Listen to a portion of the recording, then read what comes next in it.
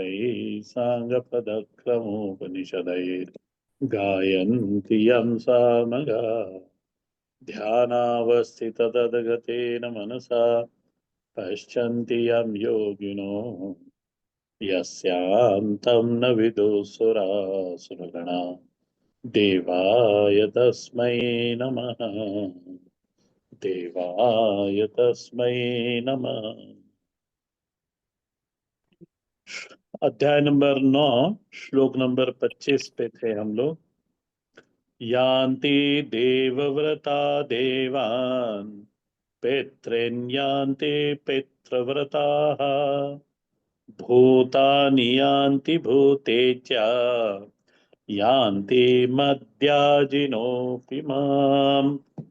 इस श्लोक को मैंने पूरा समझा दिया था।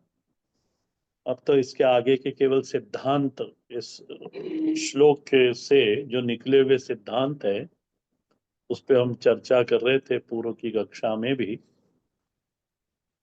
उपासना के सिद्धांत पर चिंतन करते हुए मैंने आपको लास्ट क्लास में कहा था कि उपासक की गति उपास से होती है। यदि आपको समझ में आया होगा तो कि उपास्य की गति उपासक की गति उपास से होती है। अब यहाँ पे एक विषय, एक प्रश्न और उठता है कि उपासक उपास्य का चुनाव कैसे करता है। उपासक उपास्य का चुनाव कैसे करता है। थोड़ी सी चर्चा शुरू करी थी लास्ट क्लास में हमने, उसको आज पूरी करते हैं कि उपास्य का चुनाव उपासक की मनोवृत्ति के अनुसार होता है। उपास्य का चुनाव उपासक के संस्कार के अनुसार होता है। उपास्य का चुनाव उपास्य के अंदर उपास्य के उपासक के भीतर जो वासना है, उपासक के भीतर जो स्वभाव है, वही उपास्य का चुनाव कराती है।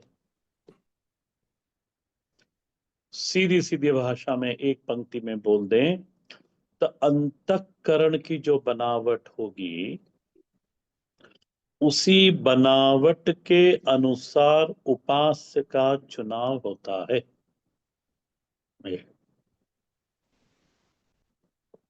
भगवान पहले ही श्लोक में इस अध्याय में कह चुके हैं, यदि आपको स्मरण में होगा तो, प्रकृतिम यान्ति भूतानि। लोग अपनी प्रकृति के अनुसार चलते हैं, फिर तदनुरूप उनकी चेष्टा देखी जाती है। अपनी प्रकृति के अनुसार मनुष्य चेष्टा करता है। प्रकृतिम यान्ति भूतानि।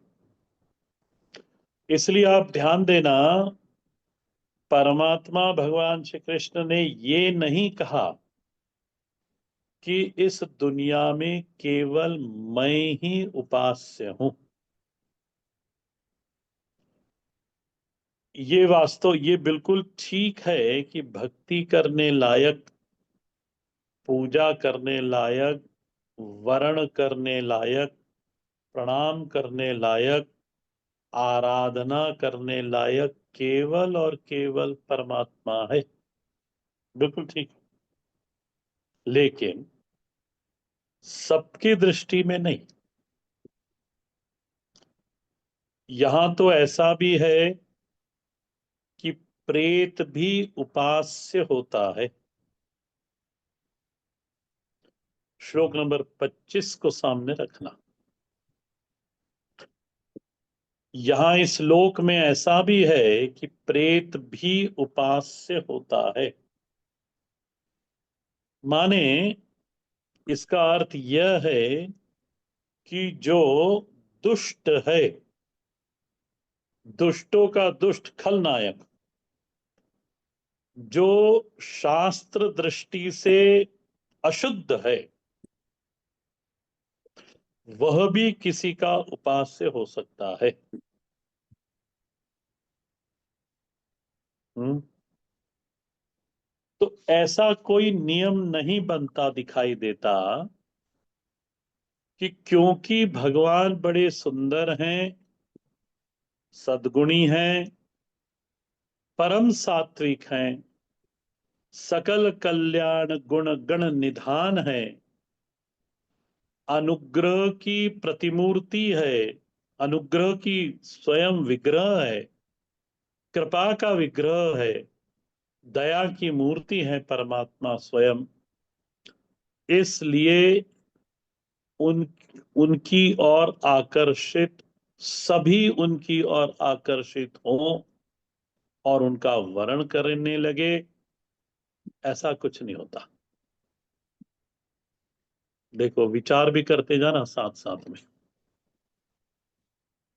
कि परमात्मा परम सात्विक है, परम सद्गुणी है, सकल कल्याण गुण गण निधान है, दया की, करुणा की, अनुग्रह की मूर्ति है।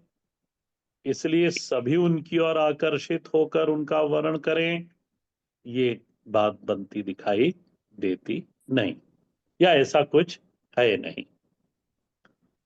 आपने 25वें श्लोक पे कभी मनन करा होगा तो उसमें आपको समझ में आया होगा।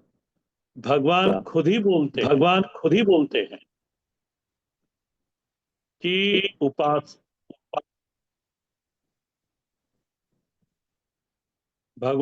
ही बोलते हैं कि उपासक को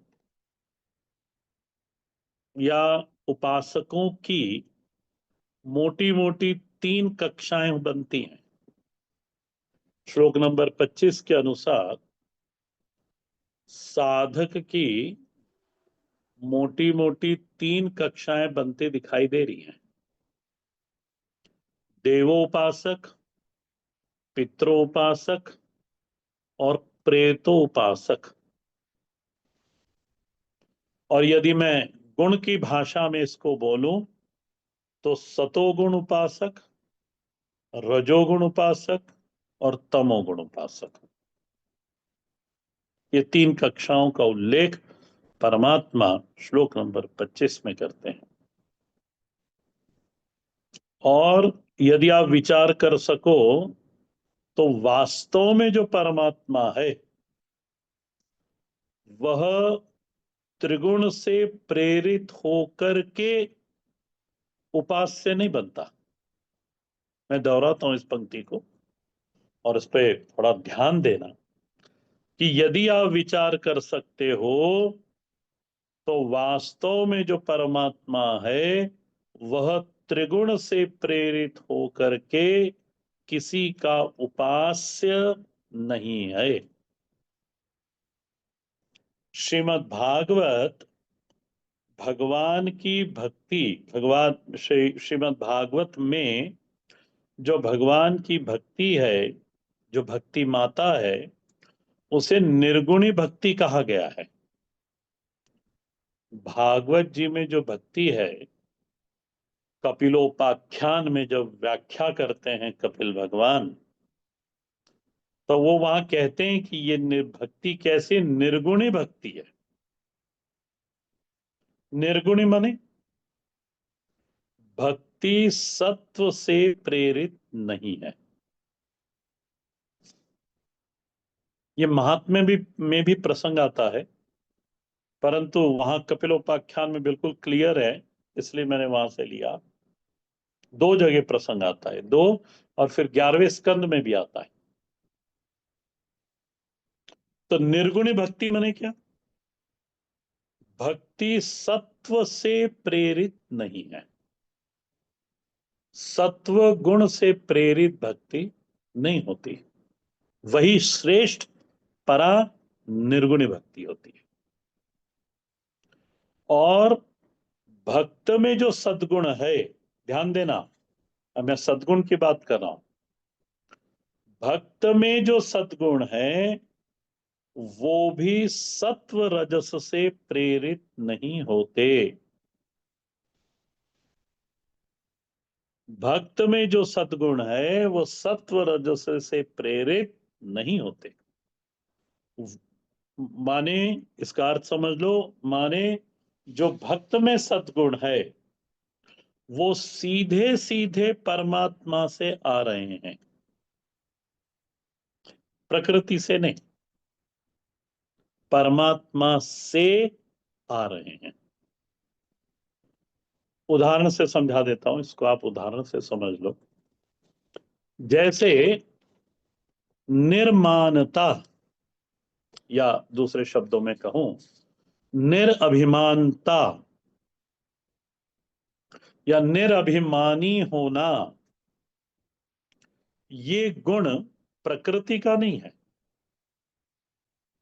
ये सत्व गुण का कार्य भी नहीं है, या भी, दोनों एक ही चीज है, प्रकृति और सत्व गुण।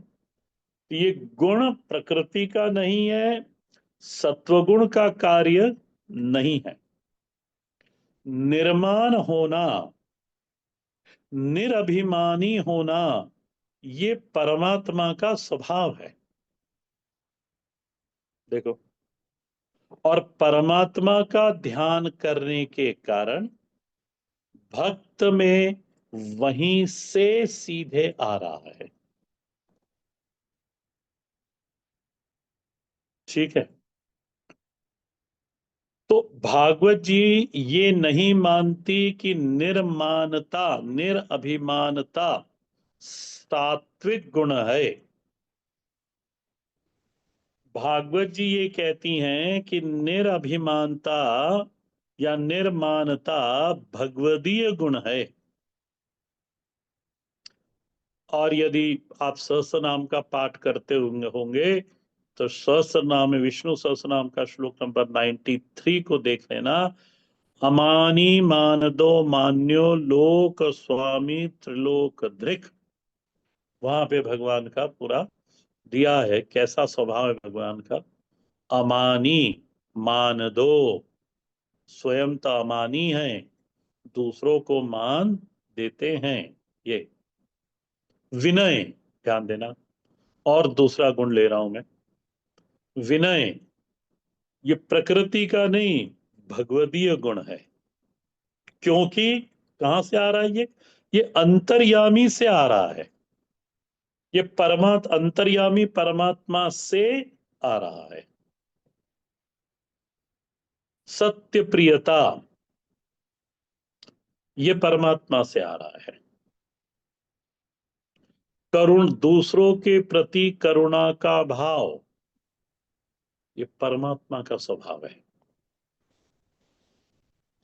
हम इसे, इन सद्गुणों को राजसिक सात्विक हम नहीं बोल सकते।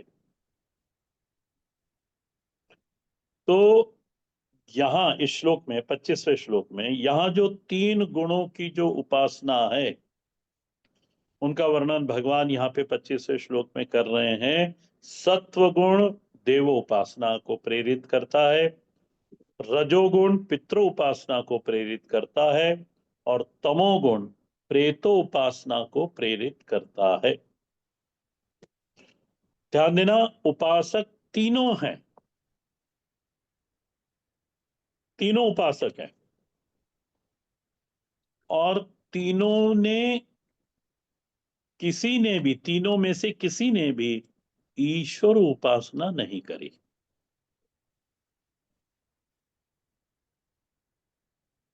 ईश्वर उपासना करने के लिए मुमुक्षा चाहिए,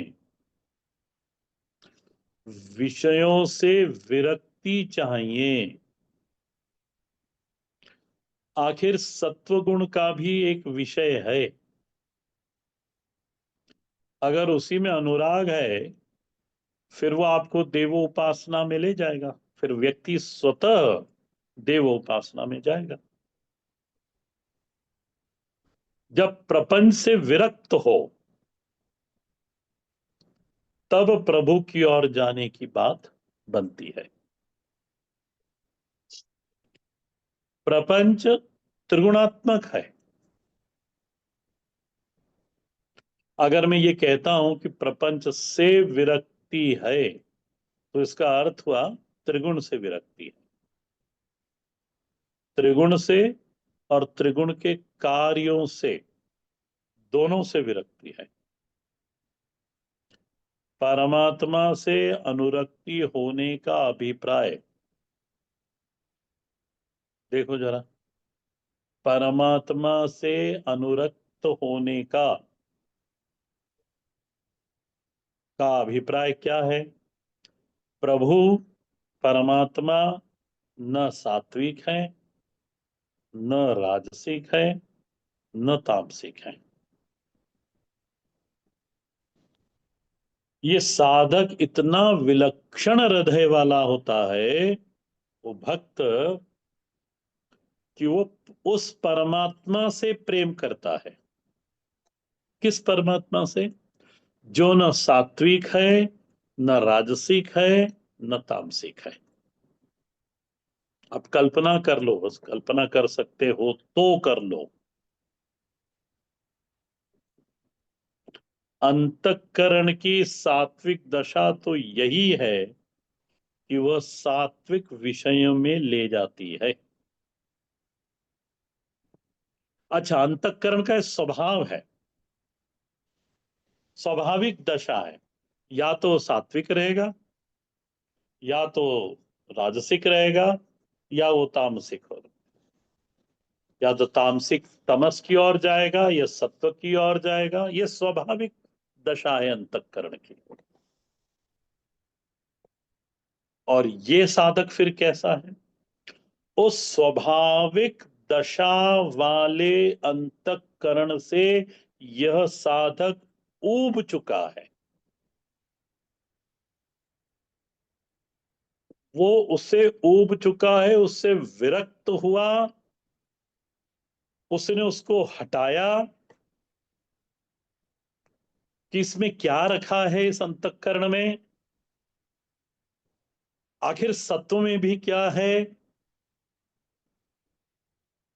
ध्यान देना, ईश्वर उपासना, परमात्मा की उपासना करने वाला, उसका अंतःकरण, उसका स्वभाव, वो उबा हुआ व्यक्ति है, सात्विक अंतःकरण से भी।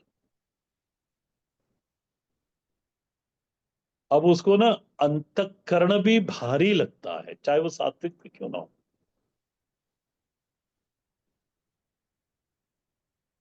ये क्योंकि वो परमात्मा कैसा है? परमात्मा न सात्विक है, न राजसिक है, न तामसिक है। और उसकी उपासना करने के लिए फिर आपको वैसा अंतःकरण चाहिए जैसा हमारा उपास्य है, क्योंकि मैंने शुरुआत में सिद्धांत बताया, उपासक का जैसा अंतःकरण होगा वैसा उपास्य का चुनाव होगा। तो अब देखो, हमारे सामने दो बातें आती हैं, इतना यदि आपको समझ में आया होगा कि उपास्य के गुणोत्कर्ष के कारण, उपास्य के विभव के कारण, उपास्य की महिमा के कारण वो सभी का उपास्य बने, कभी नहीं होता। ऑन द अदर हैंड, ऐसा भी देखा जाता है कि जो शास्त्र निंदनीय है, जो संत दृष्टि से हेय है, वह भी लोगों का उपास्य बनता है।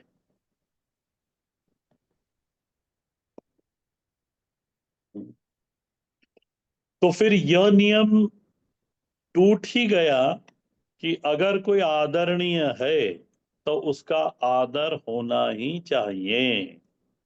ये नियम नहीं रहा। और यदि ये नियम बनता तो फिर कंस भी भगवान कृष्ण का आदर करता। परमात्मा आदरणीय है, शिशुपाल भी भगवान का आदर करता। ये परमात्मा की बात होगी। आप विदुर जी को ले लो, विदुर जी सदा आदरणीय है, पर कौरवों ने उनका कभी आदर नहीं करा।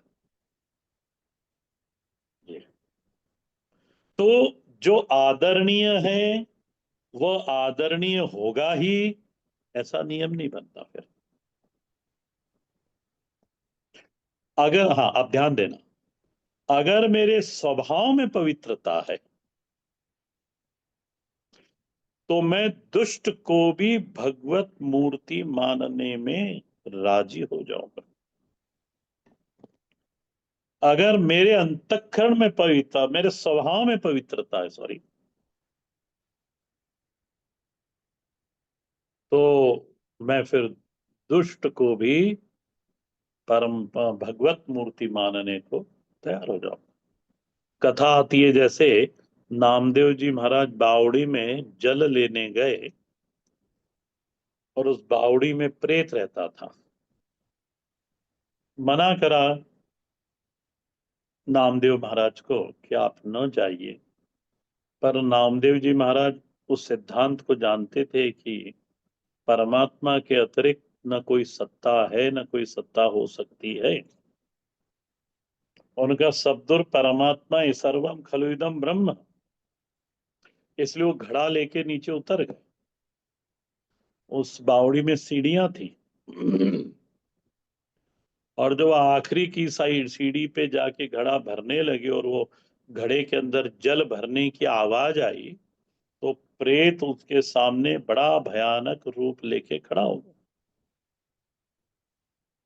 तब उन्होंने उस भरे हुए घड़े को साइड में रखकर साष्टांग प्रणाम करते हुए कहा, विठल तेरा ऐसा भी रूप होता है।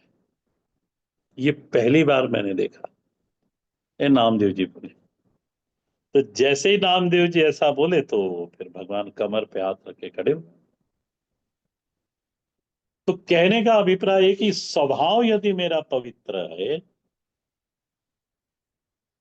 तो फिर हम दुष्ट में भी भगवत मूर्ति मानने में राजी हो जाएंगे। तो अब ध्यान देना, यहां जिम्मेदारी किसकी है? उपासक की। उसका अंतःकरण कैसा है, ये नियम बना। उपासक के चुनाव में, उपास्य के चुनाव में उपासना करने वाले का, उपासक का अंतःकरण कैसा है, ये देखना चाहिए। जैसे हीरा बहुमूल्य है, परंतु किसी अज्ञानी के हाथ में चला गया तो वह का हीरा ऐसा नहीं कि वो उसका मूल्य खो जाता है, वो वैसे ही मूल्यवान होता है, परंतु जिसके हाथ में वो समझ नहीं रहा। और उसकी कीमत कौन समझता है? तो जौहरी ही हीरे की कीमत जानता है। ठीक उसी तरह अंतःकरण मेरे पास कैसा है।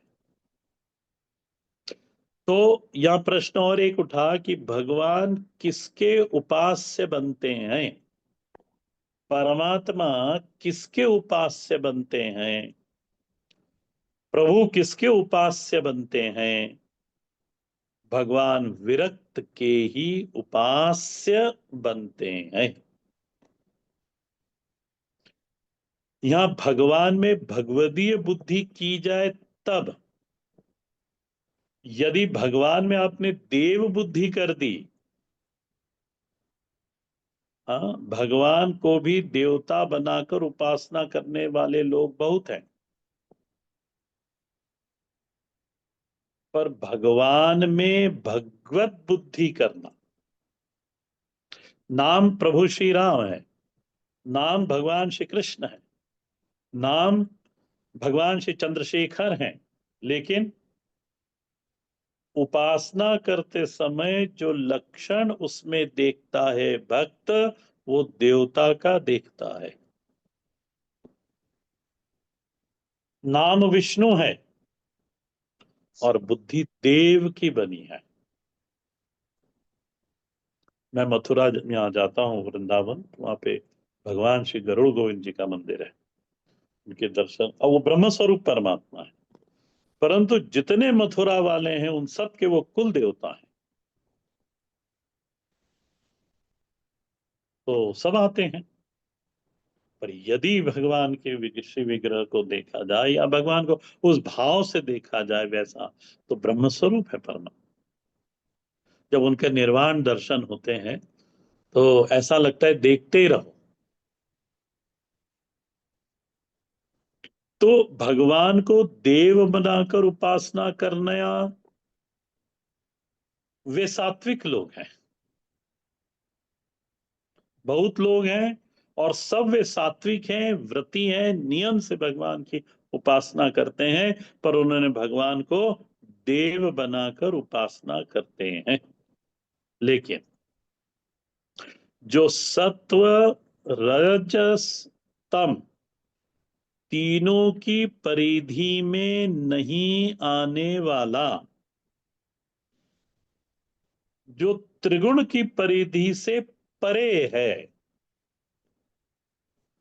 जो त्रिगुण की परिधि में नहीं आता, वो किसके रुचि का विषय बनेगा? ये प्रश्न है। दूसरा प्रश्न उसी के अंदर कि उसको कौन समझेगा, उसी के अंदर उसको कौन मानेगा, और तीसरा उसको उसका कौन वर्ण करेगा। तो सीधा उत्तर मिलता है, जो विरक्त है, जो अपने अंतःकरण से ऊब चुका है, जो सात्विक अंतःकरण से भी ऊब चुका है, वही और केवल वही ईश्वर उपासक है। भगवान का, परमात्मा का उपासक वही है जो परम विरक्त है। इस पे आप लोग और विचार करना। और इन्हीं विचार को फिर मैं नेक्स्ट क्लास में आगे बढ़ाऊंगा। इतना क्योंकि थोड़ा सा कठिन है ये, इसका थोड़ा विचार वो आपको विचार करना, फिर इसको मैं आगे बढ़ाऊंगा। यदि आपके पूर्व की कक्षा का कोई प्रश्न हो तो पूछ लें। है कोई?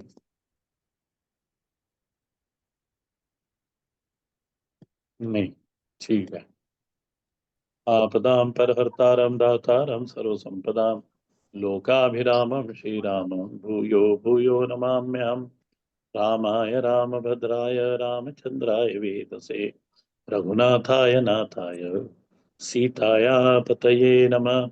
दक्षिणो लक्ष्मणो यस्य वामे च जनकात्मज पुरतोर्मारुतिर्यस्य तं वन्दे रघुनन्दनं तं वन्दे